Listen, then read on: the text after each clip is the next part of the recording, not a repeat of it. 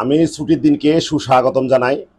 পাশাপাশি এই 10 মাসের ব্যবধানে যারা নব্য কোটিপতি হয়েছেন তাদেরকে তীব্র নিন্দা জানাই। গণ অভ্যুত্থানে যে বিজয় সূচিত হয়েছে সেই বিজয়ের দিনকে অবশ্যই ছুটি ঘোষণা করা উচিত।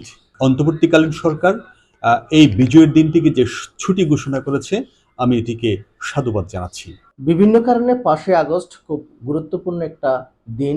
এই দিনটিকে সরকারিভাবে ছুটি ঘোষণা না করলেও এবার অন্তর্বর্তীকালীন সরকার সরকারি ছুটি ঘোষণা করেছেন। এটার জন্য আমরা সাধারণ জনতা সাধুবাদ জানাই। সাধারণ মানুষের প্রতিক্রিয়া প্রমাণ করে যে 5ই আগস্ট শুধু অতীতের একটি দিন নয়, এটি আজকের প্রজন্মের জন্য এক ধরনের আহ্বান, অন্যায়ের বিরুদ্ধে সোচ্চার হওয়ার, গণতন্ত্র ও ন্যায়ের পক্ষে দাঁড়ানো। সুতরাং এই দিবসকে আমরা ফুল দিয়ে বরণ না করে আমরা আমাদের চিত্রের মাঝে লালন করে এই দিবসটাকে আমরা ভবিষ্যতের দিকপাল বা শিক্ষণীয় একটা দিন হিসাবে আমরা সামনের দিকে এগিয়ে নিতে চাই।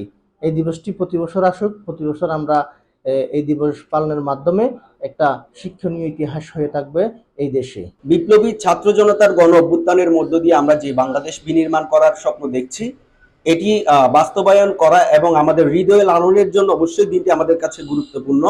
এর আগেও 5ই আগস্ট আমাদের কাছে নানাভাবে গুরুত্বপূর্ণ ছিল আমাদের বাঙালির জন্য। আমরা যদিও বা এটিকে সরকারিভাবে কোনো ধরনের ছুটির দিন ঘোষণা করা হয়নি পূর্বে, আমরা অন্তর্বর্তী সরকারকে সাধুবাদ জানাই এই দিনটিকে একটি গুরুত্বপূর্ণ দিন হিসেবে ছুটি ঘোষণার জন্য। 5ই আগস্টকে সরকারি দিন ঘোষণা করাটা আসলে একটা যৌক্তিক বিষয় আছে।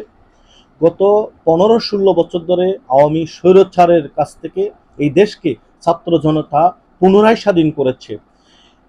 2000-এর অধিক ছাত্র জনতাকে নির্মমভাবে স্বৈরাচার খুন করেছে এবং 40-45 হাজারের অধিক ছাত্র জনতাকে নির্মমভাবে পঙ্গু করা হয়েছে। হাসপাতালে মানবতর জীবন যাপন করতেছে। তাদের ভবিষ্যৎ জীবনটা কেমন হবে এটা আল্লাহ ভালো জানে। এমন একটি দিনকে সাধারণ ছুটি ঘোষণা করাটা আমি যৌক্তিক মনে করি। এই দিনটাকে সাধারণ ছুটি ঘোষণা করার মাধ্যমে আগামী প্রজন্ম এবং বর্তমান প্রজন্ম জানবে এই দিনে স্বৈরাচারের পতন হয়েছে। আমি এই দিনকে সাধারণ ছুটির দিন ঘোষণা করাই আমি তত্ত্বাবধায়ক সরকারকে, এই অন্তর্বর্তীকালীন সরকারকে আমি সাধুবাদ জানাই।